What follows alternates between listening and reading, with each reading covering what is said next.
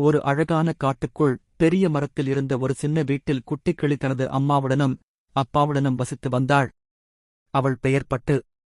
அன்று காலை அம்மா பட்டுவை எழுப்பினார்.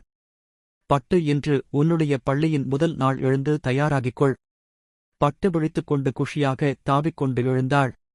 அவள் பச்சை நிற சின்ன பை எடுத்துக்கொண்டு கிளம்பினாள். அம்மா சிறிய மூட்டையில் நெல்லிக்காய் பழமும் புளியோதரையும் வைத்தார். அவள் பள்ளி ஒரு பெரியவர்கள் உள்ள பழைய மரத்தின் அடியில் அமைந்திருந்தது.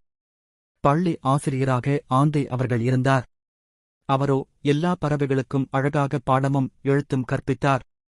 பள்ளிக்குள் பட்டுவுக்கு புதிய நண்பர்கள் கிடைத்தனர். சின்ன மயில் குட்டி, சுறுசுறுப்பான குயில், கிளி, இன்னும் பல.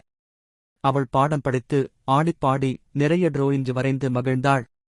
பகலிலே அம்மா அனுப்பிய உணவுகளை எல்லாருடனும் பகிர்ந்தாள்.